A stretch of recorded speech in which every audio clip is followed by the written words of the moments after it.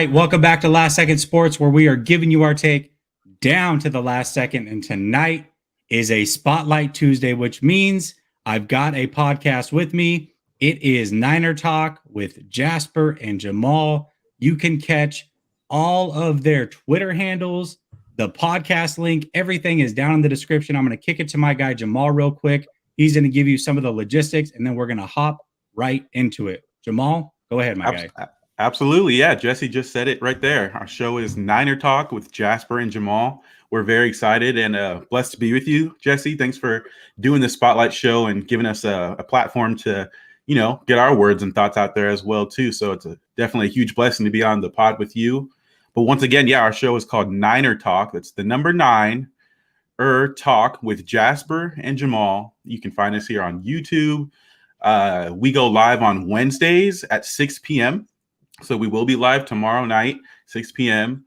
We'll have our live streams on on our channels. That's Niner Talk with Jasper and Jamal. The live streams there, but we're also our umbrella. What we're under is Frontline Sports Media with Eric Crocker, and so the Frontline Sports Media has a channel as well too, where the cut up versions of what we talk about, like segment wise, will be on that page, whereas the full live stream versions of our show will be on our show, Niner Talk with Jasper and Jamal. So yeah, once again.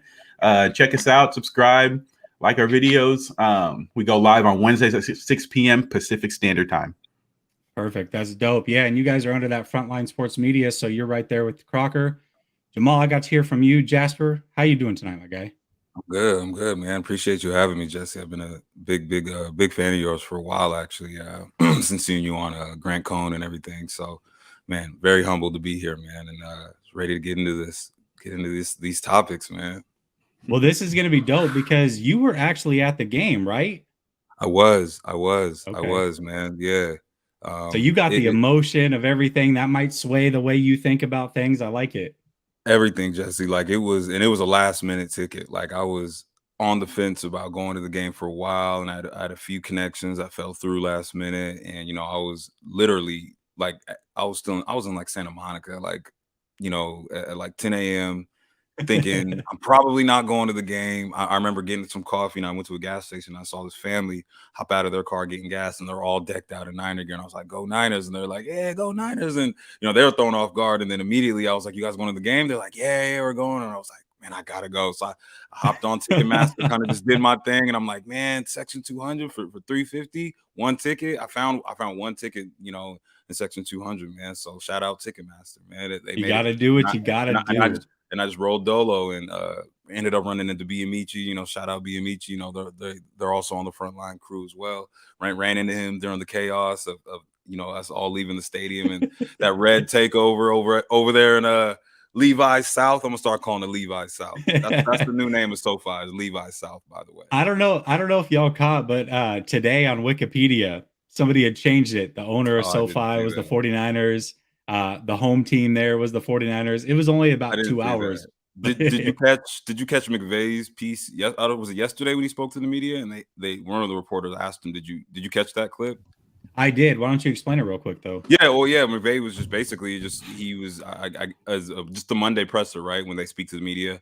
And I want to say one of the reporters just asked him, "Hey, were you guys caught off guard by all the red and the Niners fans traveling?" And he was frank. He was just honestly, he was like, "Yeah, I was. We were. It wasn't something we expect. This has been a nice home field advantage. Over the season, this has been a great atmosphere, and that was the last thing we were expecting. And the faithful showed out. Yeah, absolutely. Yeah. Well, the cool thing too is I'm sure you guys saw, but basically." Dallas Cowboy fans are frantic. They're all over social media telling people not to sell their tickets to 49er fans. They're worried that the same thing's going to happen to them. So if you are going to the game, make sure you wear red because Dallas is going with a whiteout in the stadium. So you want that red to show through. So for anybody who catches this that is going to the game, wear red to the game. All right, fellas, let's hop into it. There was a lot that happened on Sunday. Jamal and I were talking backstage before you hopped in, Jasper. And we were talking about how it genuinely felt like 2 games were played on Sunday. That's how long it was. That's how mentally and physically draining I'm sure it was for the players. So we'll start with you, Jamal. What or who impressed you the most on Sunday? Yeah, for sure. I have two that I really would like to speak about. One's a what, the other one is a who. Okay. I'll go ahead and go with the who first. What really impressed me 2 weeks in a row now, Brandon Ayuk had his best game of the year last year, 4 catches, 94 yards. This week, obviously last week with Trey Lance, but this week as well with Jimmy Garoppolo, 6 catches, 107 yards. But not just the production that he put out, but when he had that production was what really surprised me, what really stuck out to me. You could tell in the first half, we weren't getting much going. We had 5 runs in that first half. And some of that I believe was Shanahan trying to get Garoppolo settled in, especially with the thumb injury and all that. But also, we were getting stopped as well. We weren't able to extend drives, so that limits the chances of not just runs but total plays you can have. What really stuck out to me about Ayuk was in the last 38 seconds there, right before the half, where it would have been 17-0. Well, we end that half 17-3. He had a 19-yard catch. As well as a 26-yarder a couple plays later that helped set up that 42-yard field goal. So those two things really stuck out to me in terms of his production. Obviously, yes, like I said, the 6 catches, 107 yards. He was the best number 11 on the field. And I say that because obviously he was going against Darius Williams quite a bit, who I do believe is a good corner. Brandon Ayuk, I think, won that battle on Sunday. But yes, the big reason that Brandon Ayuk stuck out to me was the production that he had. And when we needed to have it, he was able to give it to us. He was the catalyst behind us starting our offense, getting our offense going, kind of into a rhythm, settling Jimmy down a little bit as well as just coming up clutch right there at the end of the half to help the game get to overtime as well. So that's the first, the who. I have a what, but did you want to kick it to Jasper first? No. Roll with the what, and I Sure, like that. going. I like that because I know that you were. Yeah. I know that you were like big on Brandon Ayuk. You guys had a whole conversation about this last week. Yeah. Talked about his production. What do you expect from him? Are people too low on him? Yeah. Are the expectations too high? So I love that, and I love that he showed out right after you guys had just had that topic on your own show. So I like that he balled out, and I like that you stuck with him. So what else you got, or what else? Yeah, what else do you got? You got that. Yeah. So the what I have, I'm gonna go ahead and just go with mental toughness, just in general. I think the first half of the season we were 3-5, and this game really was like a microcosm of the whole season, in my opinion. To start this season out, you win your first couple games. Yeah, it's teams that we would have expected to win, and then to go through the first half 3-5. So we're 3-5. We were battle tested. Things were looking bleak. Not everything was working. The defense wasn't as sound as they have been playing over the last half of the season. Offense wasn't able to get into a rhythm, had multiple 3-and-outs.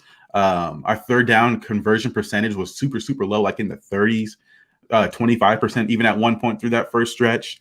But I want to go with, mental toughness, because obviously over the last half of the season, we've gone 8-3, and really, so since 3-5, we've gone 7-2. And over that stretch, the defense has really, really, I would say, stepped it up a notch. There's been, changes here and there in terms of the corners that have come in, but our run defense with DJ Jones and Eric Armstead in the middle has been super, super stout.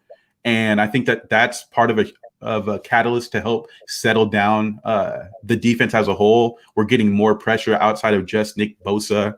So the fact that, regardless of how you start, it doesn't really matter. The season doesn't end after, the first 8 games. It is a long season. And you hear that a lot, right? You hear, it's a long season and things can change. Well, I think the 49ers this year have really proved that it is a long season.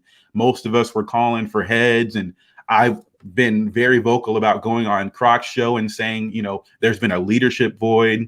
Well, I have to eat some of the crow there. So when it comes to the way the 49ers have been playing, and there's been no loss of the locker room for Kyle Shanahan. I've been kind of questioning that at times. That hasn't quite happened. These guys have been playing hard all season long. Some of it comes down to, our personal thoughts and our personal opinions on maybe how we feel he could be a little bit more loving, or he could, be a little more, not as like abrasive to certain things or as mad to the media. So maybe we don't like the way things come across that way. But I got to assume that locker room is super, super tight. They love coaching, or they love playing for this coach. And I can appreciate and respect that. And the fact that this team, like I said, started out 3-5, has ended the season 7-2. And that run defense, which in our first 9 games, I think it was a Jordan Elliott stat. The first 9 games, we had given up 8 100-yard rushers.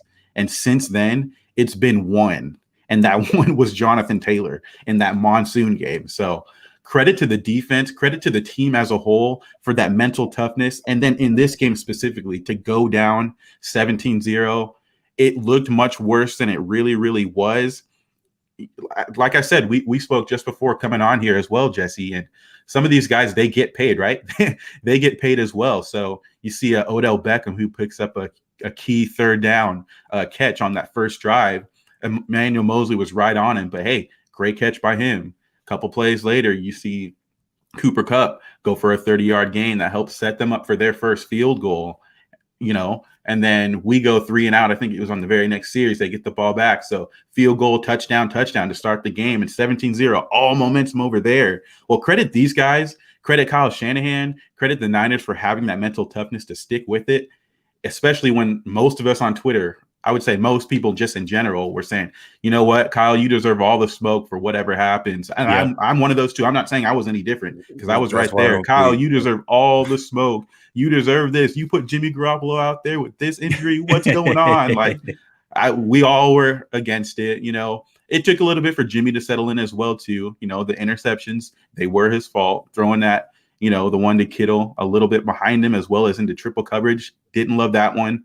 The first one where he got pressured by A'Shawn Robinson up the middle, I wish he would have held on to that one rather than, release that ball into no man's land, picked off by Taylor Rapp. So, yeah, it looked really bad, but credit to these guys for sticking with it. The mental toughness of the whole season, I think, showed itself right there. I thought that was huge.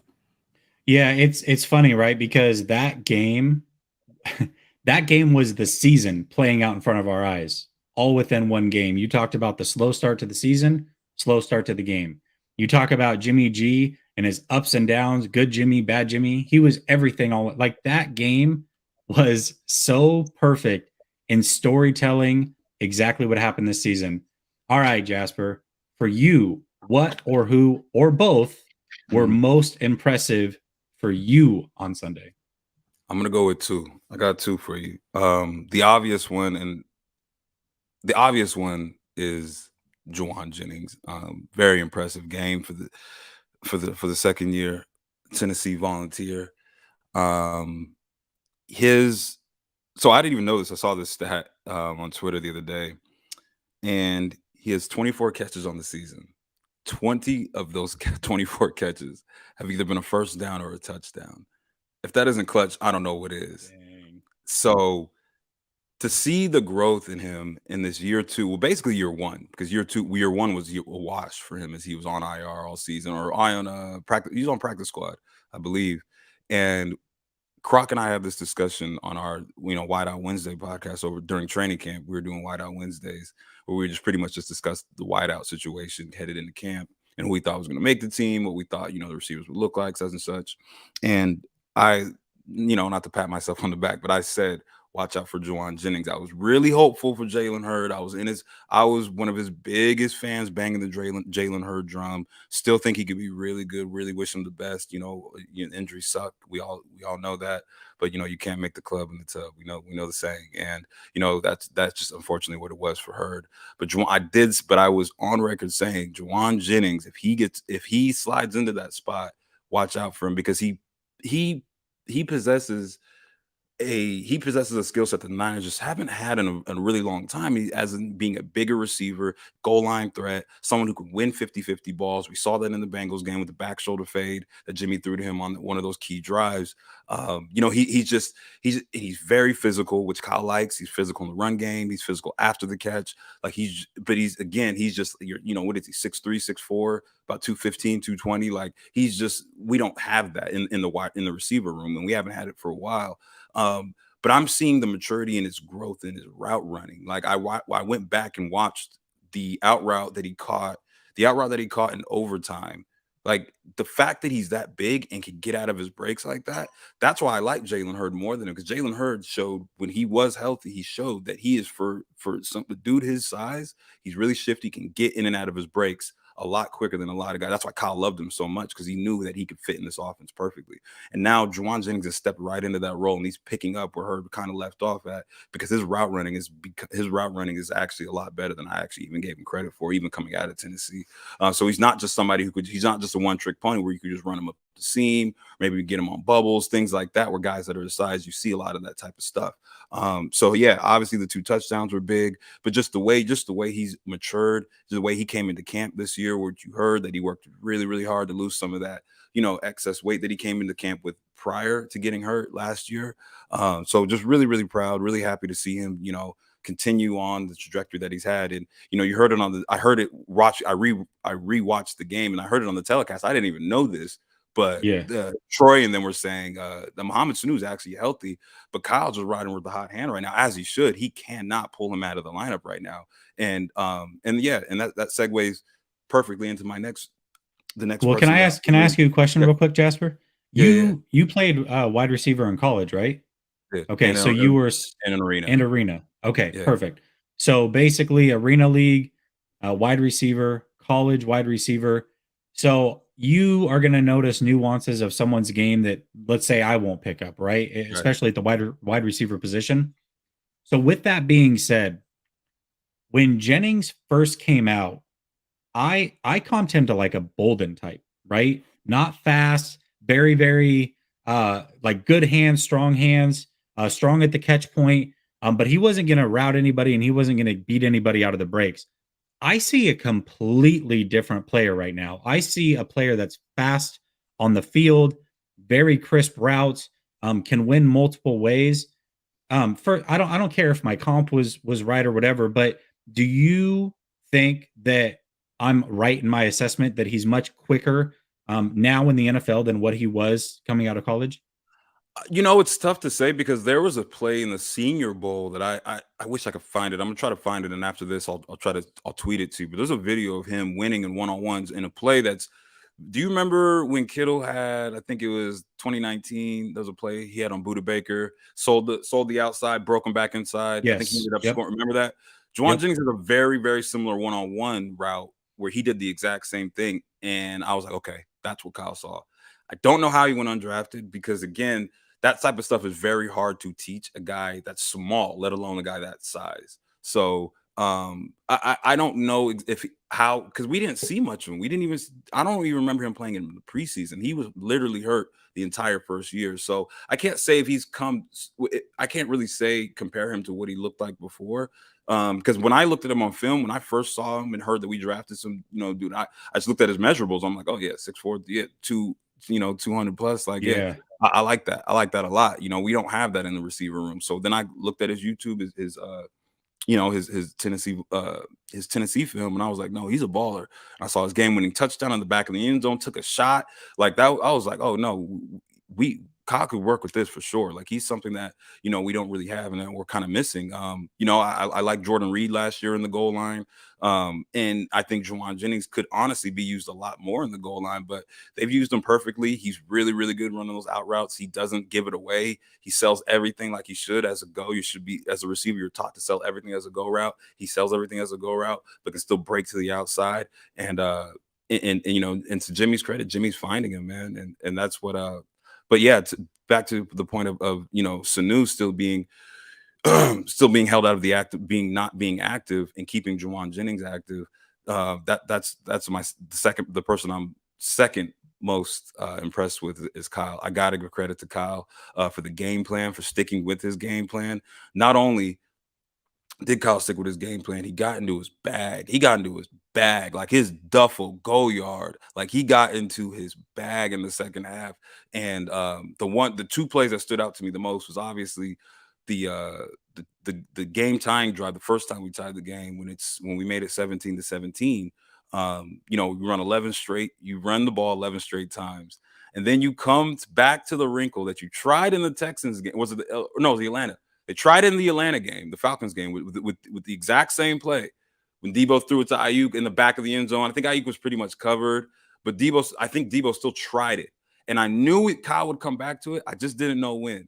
And because we've seen that play a ton of times. And he set that play up so much this season with that this wide stretch. Deebo comes in motion. It's run until it's not. And Deebo pulled it at the right time. Especially, I mean, the Rams, they had just seen 11 straight runs. So they were like selling out for the run. Even Jalen Ramsey bit on it, and Juwan Jennings sold it perfectly. So I got to give Kyle his credit for that. And then the second touchdown, I don't know if you've seen the all 22, either one of you guys, but if you watch that play again, they said on the telecast that it was a blown coverage. It wasn't a blown coverage. The two safeties jumped to Ayuk because they're playing they're playing basically guarding the end zone. So there's like, we're not letting anything come to the end zone. Taylor Rapp slid to the flat because of Deebo's orbit bubble. Deebo orbit bubble. Taylor Rapp slid to the flat. The other two highs, they jumped Ayuk and that's what left Juwan Jennings wide open on the little dig he ran. Jimmy hit him perfectly in stride. He walks in the end zone. But Kyle put them in a blender so bad because if that safety came down and jumped Juwan Jennings, guess who's wide open? Ayuk is wide open on that post. So it was pick your poison. They were in they were in a rock and a hard place, and Kyle knew it. I don't know, and I also don't know if you guys have seen the mic'd up footage today, but Kyle, which he doesn't show much emotion after touchdowns and things like that. You know, he kind of acts like he's been there, unlike Sean McVay, because I guess Sean McVay hasn't been there. I don't know. You know what I mean? So he acts like he's been there before, and that's just Kyle, how he is, because that's just Kyle's, mannerisms. But if you watch the mic'd up footage for Juszczyk was mic'd up. Juszczyk standing right next to Kyle. And when they score that game-tying touchdown to Juwan Jennings, he gives a big fist pump, just like you see the emotion, like he knew how big that was. Because I think he knew in the momentum. The Niners already had the momentum, even in that fourth quarter after they'd given up the touchdown to Cooper Kupp. I felt it. I was there.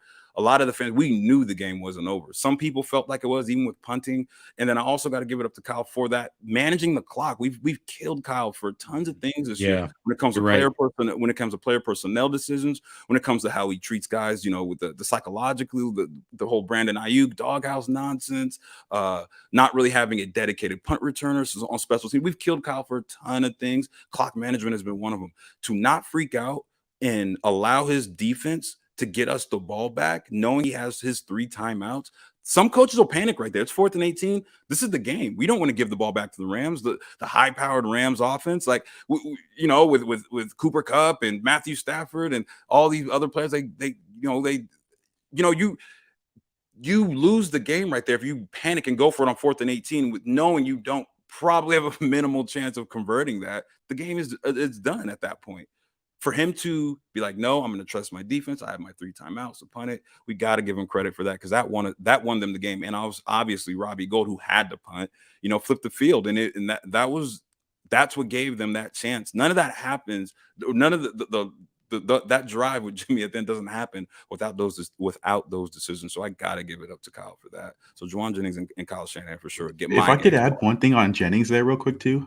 Yeah, do it. Yeah. So the thing about Jennings, I think that his the touchdown that Deebo threw to him, I do, in my opinion, I think that Kyle, yes, I think he set that up with those 10 to 11 runs straight. But I also think that he drew that up for Jennings at that time, because if you remember on the previous drive where Deebo scores his touchdown, he had to come Jennings had to come chip David Long for that touchdown, which I'm still wondering how Deebo accelerates so fast to get that touchdown, because I think it was Darius Williams had the angle for him for the touchdown. But Jennings sold that block on David Long so well, which allowed him to score. I kind of was thinking maybe he's like rewarding this dude who's playing well. Whenever the ball's thrown to him, you're absolutely correct. He just makes plays. He's not the biggest, or he's really tall. He's not the fastest guy or whatever, but he just makes plays. And so looking back at that, I was thinking, man, I feel like Kyle might want to reward him for the way he's been playing. Not even when he doesn't get the ball all that often, 24 catches on the year. He's rewarding his guy because he's doing really well in the blocking game as well.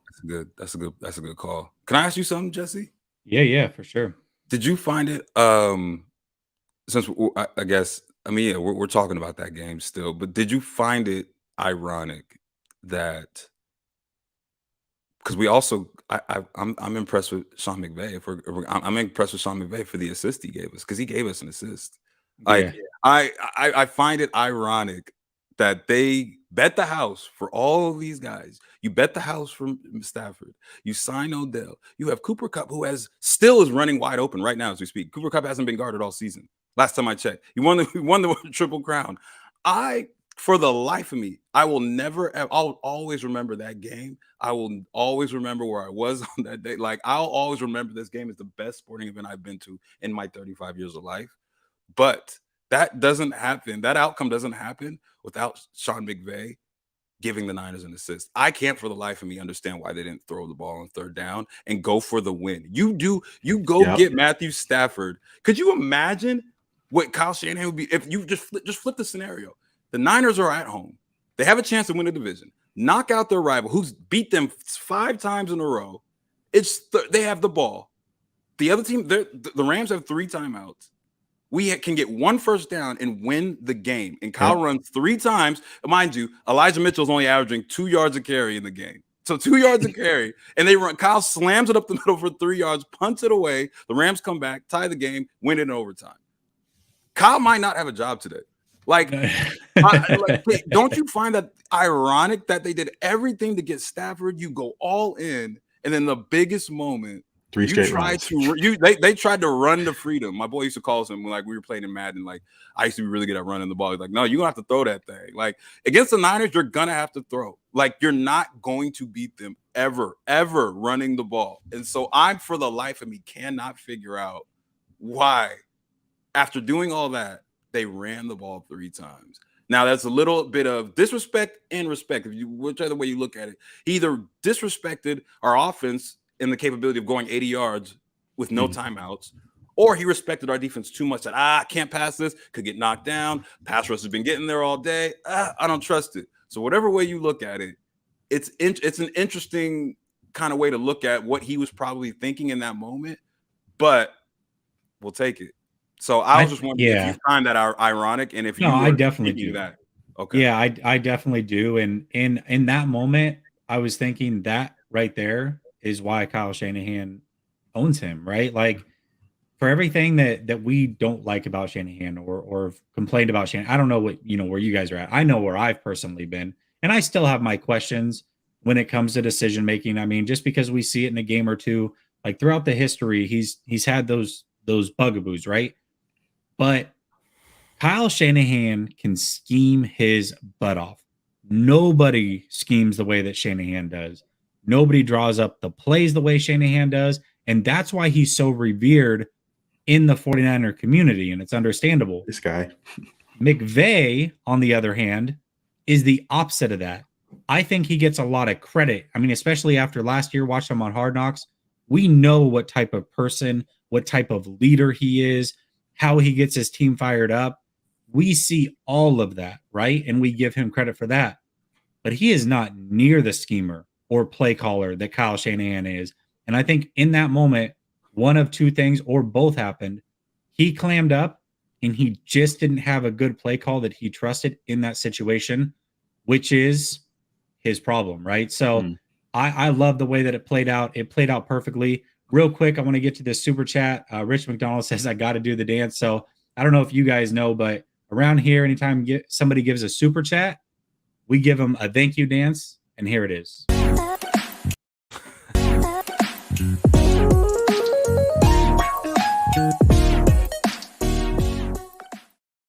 Jamal, we gotta incorporate that into ours, man. We gotta incorporate that into our show. It might not be that dance, but we got to incorporate something. For sure. I got the Carlton too, so it can't be that one either. All right, right. Nah, we got a Cowboys fan in here. Very respectful, by the way. Let's see. He's talking about, where was he at? He said, "Oh, as Cowboys fan, we welcome you to Texas." Well, be careful. You must be a young fan. Yeah, be careful what you wish for, because you might be welcoming a crowd that you don't want, because 49ers will take that thing over. So we'll see. We'll see how welcoming it is, but you may not like what you asked for there.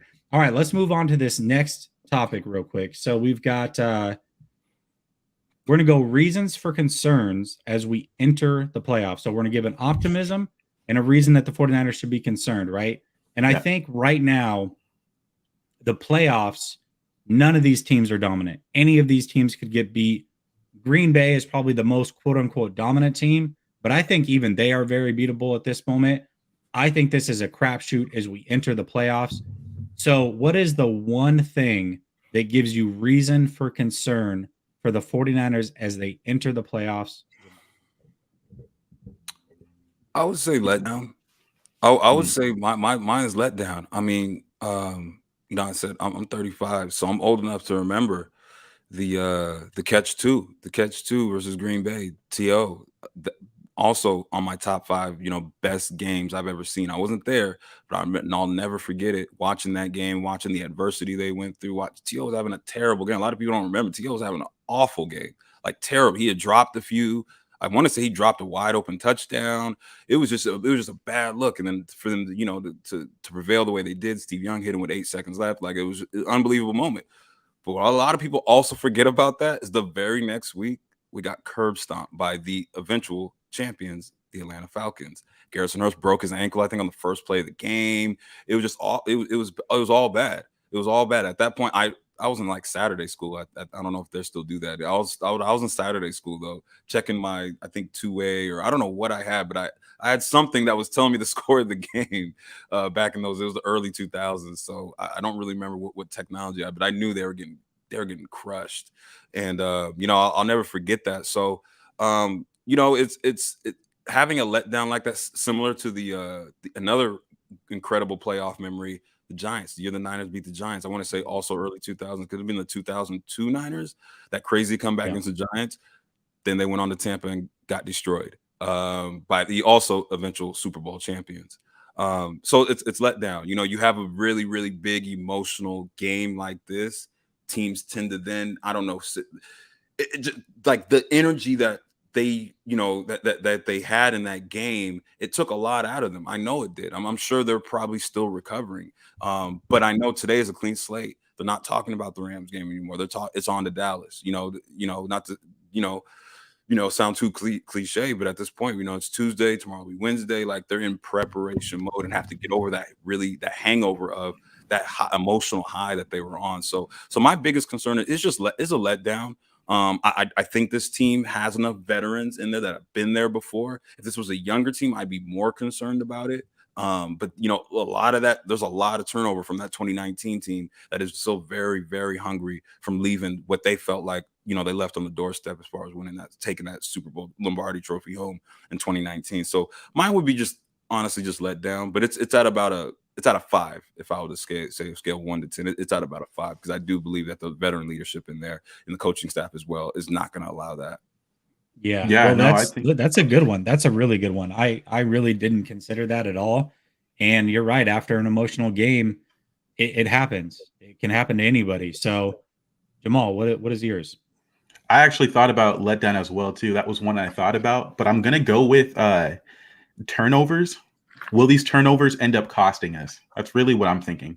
With Jimmy Garoppolo as our quarterback, where regardless of what you think of him, there are times where he does put the ball in harm's way at least one time a game. And in the playoffs, things get a little bit tighter.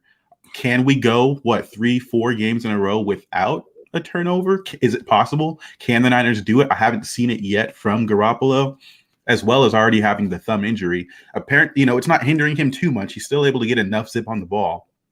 That throw to Jalen Ramsey, or that throw to Deebo Samuel, was just beautiful. Arguably his greatest throw I've ever seen him do late in the fourth quarter. So that's just an example. But yeah, putting the ball in harm's way, it did happen in this game. It didn't cost us this week. Obviously, the one to Kittle, the one to Taylor Rapp. We've seen it happen to us in the Super Bowl as well, where he just tosses the ball up, closes his eyes, interception. So I'm wondering if at some point a turnover or two, whatever, how many it is it going to catch up to us at some point? In the playoffs, things are a bit tighter. I do think the Niners have a lot of really good qualities that do make us a legitimate dark horse to make it to the Super Bowl. I think that could happen, because I do believe that defense and running the ball travel regardless of where you're going. But I do think that one turnover could be the difference in a game as well too. So I'm going to go ahead and go with turnovers, whether it be a fumble because he's getting pressure in his face. That also happened this week as well. That was one of the things I was worried about for Garoppolo coming into this game. How would he do with pressure in his face? And we did see him lose the ball, obviously recovered by Tom Compton as well, too. So didn't cost us, but those are things that could rear their head again. And so, yeah, I'm going to go ahead and go with turnovers. Will even just one turnover cost us in a high stakes game? Maybe we'll see that this week here with Dallas. They're an opportunistic defense. They're not great, but they're not bad at all. And they definitely, when you put the ball in harm's way, they usually do something with it, as well as having the better quarterback, as in my opinion, as well, coming into this game. So I'm going to go ahead and go with, will these turnovers catch up to us at some point? That's something I'm concerned about. Yeah, that's a good point. And there's two comments in here that I'm going to piggyback off of. One is special teams. Yeah. I was going to say special teams, but I don't think it's as much of a concern as what we'd like to think. What happens with special teams, everybody has to remember, it's a depth thing.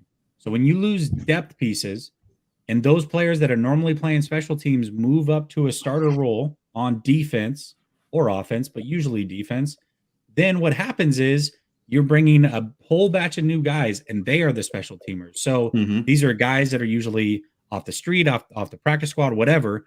And that causes a lot of issues on special teams. What we saw this week, I think, was much better special teams play, coverage, everything, because they had a lot of depth going into this game. Almost everybody was back. So they were able to kick some of these other guys that had been starting and playing big roles. You even saw Josh Norman covering. Yeah. So there you go. Like, I think it has to do with the depth. And right now, health is one thing that is going the 49ers' favor. Right. So the other thing is Kels brings it up. And by the way, he brought up the turnover ratio. Dallas is plus 14, while the Niners are -4 on the season. Man. But he brought up Jimmy Garoppolo, and he says, I believe he'll play a much cleaner game than the past two. Okay, that's fair. That's my concern. No matter who we play, unless we somehow play the Steelers or somehow play the Eagles, and I think even the Eagles is debatable, there is no clear-cut favorite at the quarterback position, which is the most important position in football. In fact, the 49ers are behind the 8 ball compared to these other teams. He's not better than Dak. He's not better than Tom. He's not better than Aaron. He's not better than Stafford. He's not better than Kyler Murray. AFC is the same way. So when you talk about those things and you look at the history of football, since 1988, only 6 Super Bowls have been won by quarterbacks that are not Hall of Fame caliber. Only 1 Super Bowl, Joe Flacco, has been won with a quarterback that has not been a Pro Bowl player at some point in his career. Even Trent Dilfer made a Pro Bowl at some point, right? So the 49ers already made it with that in hand, and they were unable to seal the deal. So to make it back a second time would be nearly impossible. So that, for me, is the biggest concern. If Jimmy, to your point, can mitigate some of those turnovers, keep those maybe to 1 a game or none a game, ideally, the 49ers will be okay. But I have a concern at the quarterback position, and it would be the same way, by the way, if Trey Lance was playing, who's a rookie. 100%. Regardless, we have the worst quarterback going into most of these games. So that has to be a concern no matter how you slice it. Totally agree. Yep. All right. Now let's turn it around. Reason for optimism. Jasper, we'll go with you again. Reason for optimism entering the playoffs. Yeah, I would say the reason for optimism is this is one of the reasons why, I'd said this weeks ago in Spaces. I told my dad this, just straight up, like, just for nostalgia, nostalgic purposes alone, I wanted Dallas, but I also wanted Dallas because I think, I think they match up really, really well with Dallas. Dallas struggles defending the run. Run game is our strength. We've seen Dallas do Cowboys things. I know, the running joke of, the Stephen A. Smiths and the Shannon Sharps of the world, love to, give it to Skip Bayless about his Cowboys. But, they're not wrong about a lot of things about the Cowboys. The Cowboys will find a way.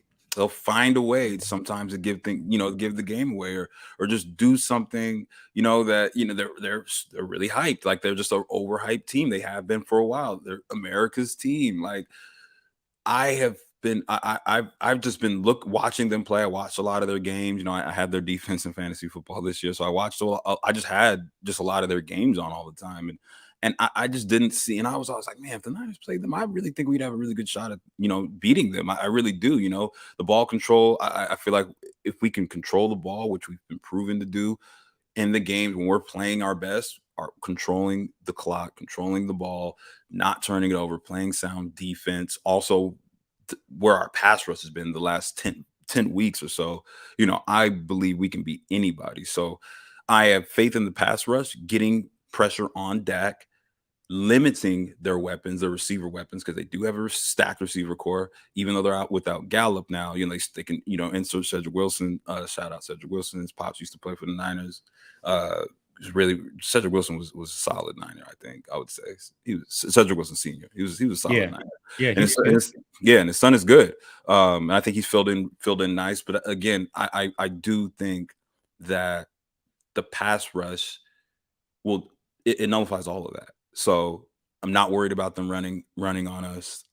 It's really just those weapons. But again, like I said, the pressure that we can put on Dak. Shout out D'Amico Ryans, man. He's been dialing up a great game. He did it again this past weekend in the second half, pretty much shutting out the Rams. And that Cooper, it's crazy. Cooper Kupp had a great game, but it was almost like it was a quiet great game. Like, it was loud because of the plays he made. Just, you know what I mean? Like, he made it. No, I know exactly what you're talking about. Yep. He was wiped out of the third quarter, by the way. Exactly. He was not present in the third quarter. It was AJ Brown, because AJ Brown in the Tennessee game, he had a big game. Jamar Chase had a big game in the bank, but it was quiet in the sense of we kept those guys in check right when we needed to. And that's what I feel like can still happen this week. And CeeDee Lamb can have a nice game. Cooper could have a nice game. But if we're doing what we're supposed to do, it'll almost be nullified and not as loud, I guess, if they're not the big plays that break your back. Because even in the Tennessee game, AJ Brown went off, but he didn't really break their back. The Niners still were in firm control and controlled their destiny. Had certain things went a different way. They didn't turn the ball over. They still had that game under control with minus the turnovers. So I say that to say I like their chances just based off of those things. Yeah, absolutely. And somebody was saying that they were in a chat with Cowboys fans, and they were saying that the Cowboys were 9-0 when they scored first. And I was going to bring this up, so I'm glad you did, Rich. McVay was 45-0 when leading at halftime. We saw what happened. So nothing is possible until it becomes possible, right? 100%. And so that's just the way that it works. So even all those things that I laid out about, the quarterback since 1988, it doesn't mean it's impossible. It just means that it's highly unlikely, right? So yeah, that's the way it works. Jamal, what about you? What are reasons to be optimistic as the 49ers head into the playoffs? Sure. Yeah. I'm going to actually piggyback off of Jasper as well, too. I do think that our defense, I said this a little bit earlier, defense and running game, they travel. I think that's huge in the playoffs. And he mentioned the pressure, and I wanted to just mention a stat that Kyle Madsen had said on Twitter in regards to just this last game, which I think is it proves how far the defensive line has really come throughout the course of the season. The 49ers D-line generated 28 pressures on 37 dropbacks. Eric Armstead, arguably it was his best game of the season, 2.5 sacks. He generated himself 7 pressures. Nick Bosa, Arden Key, and DJ Jones each had 4. So to me, there's a lot of people will say, man, you guys have Nick Bosa, and it's so easy. We can double team. We can chip block him, and then we don't have to worry about anybody else. No, shout out D'Amico Ryans and shout out Chris Kasurek for getting these guys in position, whether moving Arden Key to the inside.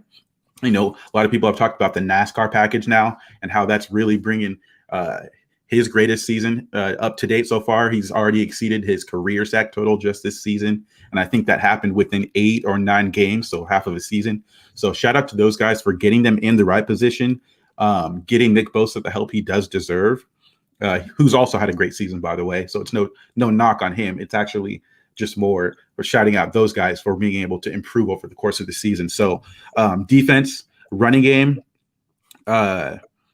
besides the Packers, I think it's the Packers and the 49ers. We're the only 2 teams who are in the top 10 on offense and defense, defensive rankings.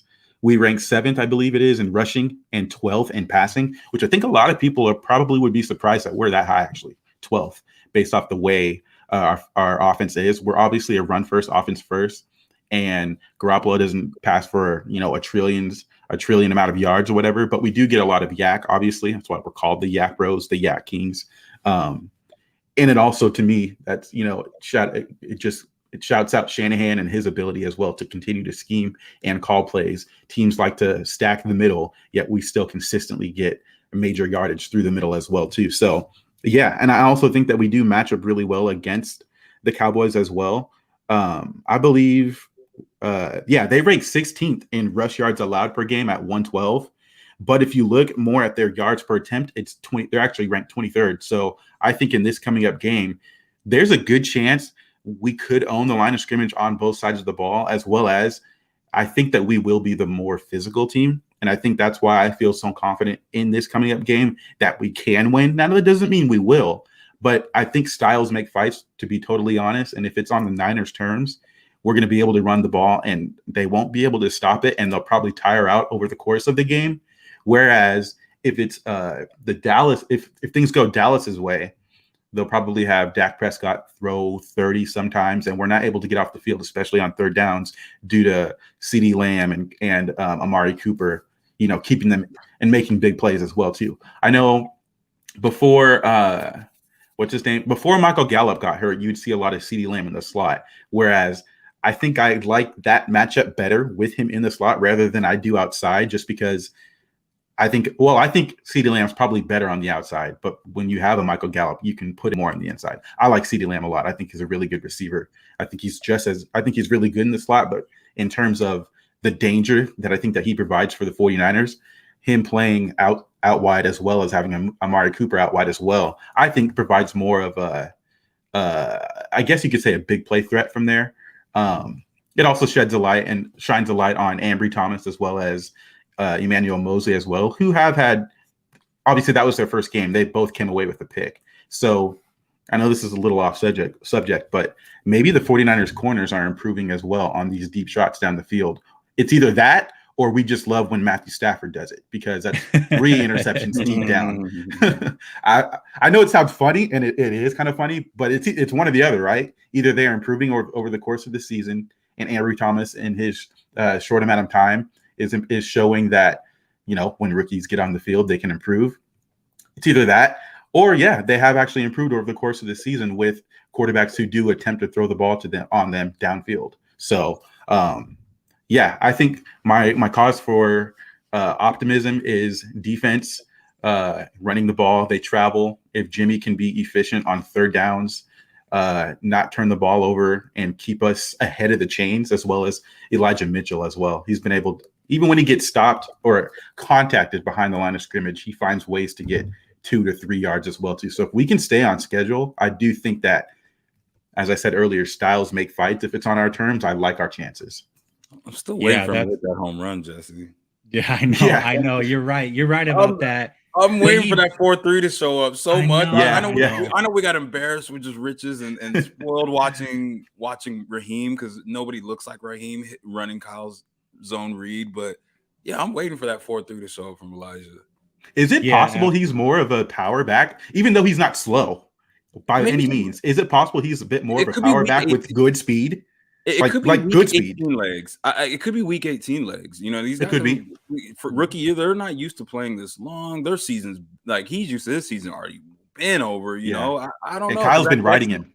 Yeah, Kyle has been. It was so apparent that he's just. I don't know. Maybe it's just the wear and tear of the season. I don't know. But that Texans game when he broke like that, he should have hit his head on the goalpost. Like I was. Yeah, he's just not a 4-3 guy though. I think that's what the problem is too. Is in game. But also, you got to remember, he lost like 15 pounds to run that 4-3.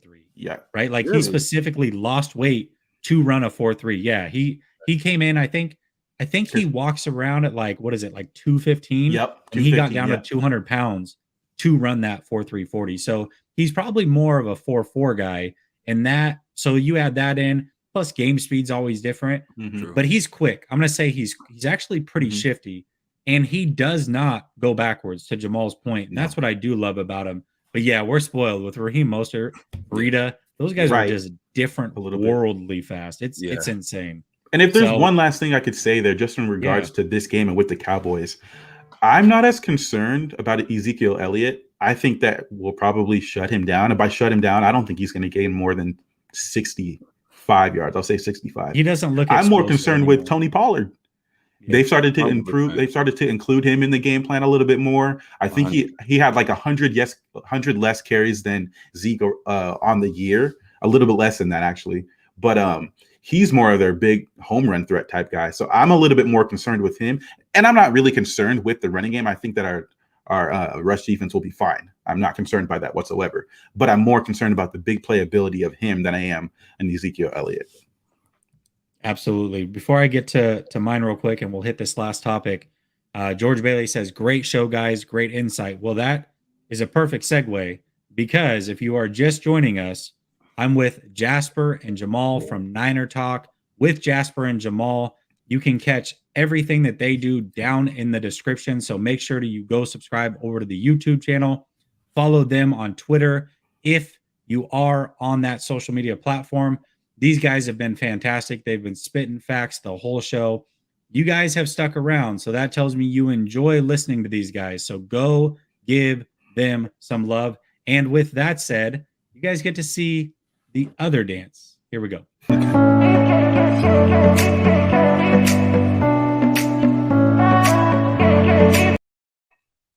Appreciate you, George. Appreciate you. Yeah, so for me, reasons for optimism entering the playoffs. I'm going to piggyback off of what you said earlier, Jamal. Resiliency. This team is extremely resilient. This team is together, going all the way back to all of the offseason stuff that was not mandatory in those mini camps. Guys that had contracts on the line and could have risked them by getting injured. They showed up. Everybody to a T showed up to all of those non-mandatory things. That shows how together this team is. And when all the chips were stacked against them, they came through. The versatility of this team. You had Juszczyk being a holder. You had Dante Johnson going back and Deontay Johnson playing safety, nickel corner. You had Darqueze Dennard come off the street and play nickel corner for a big chunk of that game and held it down. You had McKivitz. We thought it was going to be Jalen Moore. McKivitz came in and started at left tackle. Right. There was so many things that you saw from this team. Gold turned into a punter. I mean, unbelievable. So I would say the resiliency, the togetherness, and the versatility of this team gives me reason for optimism. All right, we got to wrap because I got a show that I got to do over with someone else. So with that being said, let's just real quick, 60 seconds. Do you believe, as we sit right now, that the San Francisco 49ers are Super Bowl bound? Jamal, we'll start with you on this one. I'm gonna say no, just because I think it's easier to take the field, and then I'm probably gonna convince you that I think it's yes. So I do think that I keep saying it. I do think that defense and running will travel, and I don't think that there is a team out there that will like shut that down. And I definitely don't think that it's the Cowboys that are going to do that this week. They have some good players. They have guys that are opportunistic, in turning the ball over. Their D-line is pretty solid. Tank Lawrence is really good. I like Micah Parsons a lot. I think he's really, really good. He actually gives me the most concern in this game. Those who follow me and know me know that I'm not the highest on Trayvon Diggs. I do think that turnovers are huge and they're really important, but he also gives up yards too. Give me a J.C. Jackson over him all day long. I also know that we play Jalen Ramsey every year, so it's not that Kyle can't scheme around this guy. So no, I'm going to say no in regards to going to the Super Bowl, just because I do think at some point a turnover may be the difference in a game, and I can see that happening. And maybe that's just me being scared that it's going to happen because it happens somewhat consistently. But I do think that this team is a dark horse. If there's any team that's going to go on the road and win 4 straight, it would be the 49ers. Yeah, absolutely.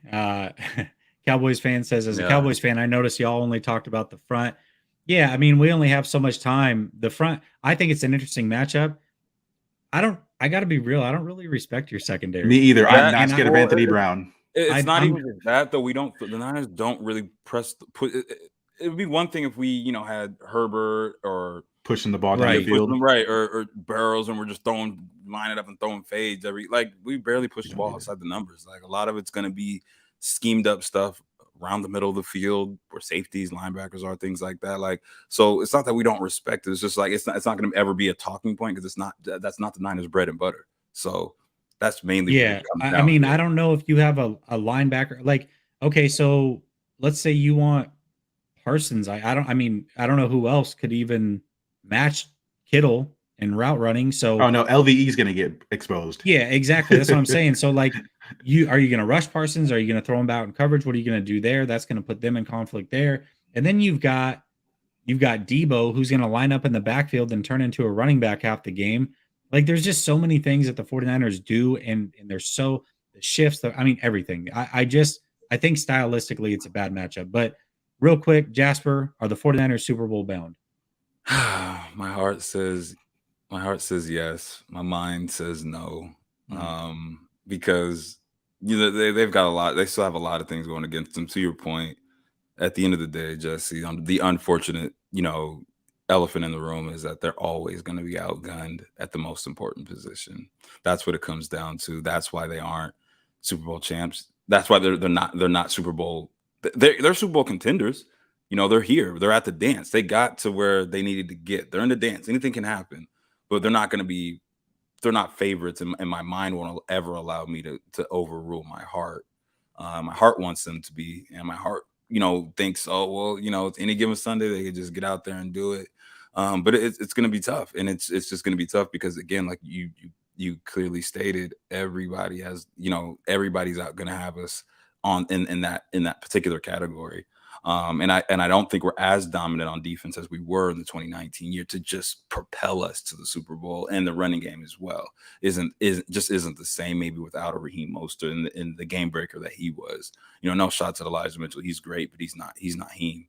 So that's where I'm at with it. With that said, though, I do believe that the quest for 6 does continue after this weekend, because I do believe we can and will go into Dallas and be victorious. Keep your eye out on the Kwaski injury as well. If he doesn't play, that could be huge, but I think he'll play. Yeah, I agree with that. Same with Aziz. I'm looking forward to seeing finally. Well, I don't remember when the last time we've had Aziz, Greenlaw, and Warner help. That's huge. Have all three of them played together this year? First? No, because Greenlaw only played 3 games. No, because Greenlaw was out. Then he only played 3 games. No, Greenlaw got an interception in the first. Oh, that's right. Right, first week. Yeah. Oh, okay. Yeah. I think that might be it. Willie Vassar says Micah Parsons we call him the chess piece. It's crazy because I've got a really good friend who's a Cowboys fan, and I called him the Deebo Samuel of defense. Like I feel like they're both a jack of all trades. They're so special. Are they the best pass rusher in the league, or is he the best pass rusher in the league? No. Is he the best pure linebacker in the league? No. But is he elite at both? Yeah. And that's the scary way Deebo is. He's not the best running back. He's not the best receiver, but he's elite at both. And it's just, it's scary. So I'm usually pessimistic, and you got to sell me on things. I don't know why. I got a weird feeling about this team right now. With the health, the momentum, all the things that I talked about in the previous topic, I'm going to go out on a limb. Guys, I think the 49ers are Super Bowl bound. To me, Green Bay is the one team that gives me pause, only because Aaron Rodgers does have that quick release, and they were able to game plan it earlier in the season.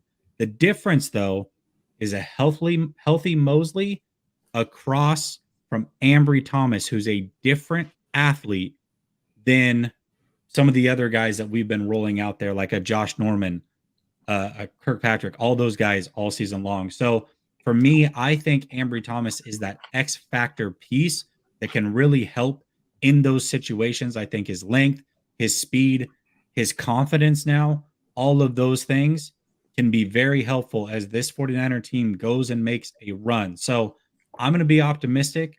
I'm going with yes. I do think the 49ers are Super Bowl bound. So hopefully I'm right. Before we get out of here, let me get this last super chat. Super chat. He says, "Damn, after last week, I'm counting the Niners out." Yeah. I don't know, man. It's tough, right? Like again, definitely don't take what I say as gold. I picked the 49ers to lose both Rams games. So maybe it's better if I don't pick them to be Super Bowl bound. Maybe I should flip the script. I don't know, but I just have a gut feeling. I think this team's ready to roll. To you, Chris, I owe you this.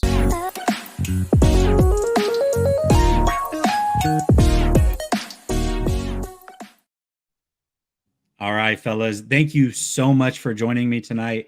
This was a hell of a show. Easy conversation. Pretty much everybody that was in here stuck with us through the whole thing. So again, link down in the description. Let's get them to their first 100 subscribers. I think we can do that. Let's get them to their first 100 subscribers through this show. Hit the link down in the description. YouTube channel's right there. Click on it. Click subscribe for us. Show these guys some love. They just gave us an hour of their time. They did a hell of a job. And if you enjoyed it, make sure you show the love back. Earn that favor. Plus, I know you cannot get enough 49er content as the 49ers make this run. This Super Bowl run, as I predicted, you cannot get enough content. So make sure you show these guys some love every Wednesday night, and then they cut up the show and throw it out on Eric Crocker's channel. Guys, thank you so much for joining me. I appreciate the hell out of you. And everybody here that is not subscribed to this channel for whatever reason, what the hell are you doing? Subscribe to the channel, hit the bell notification so you never miss an episode. And I will be back tomorrow with open mic. Peace.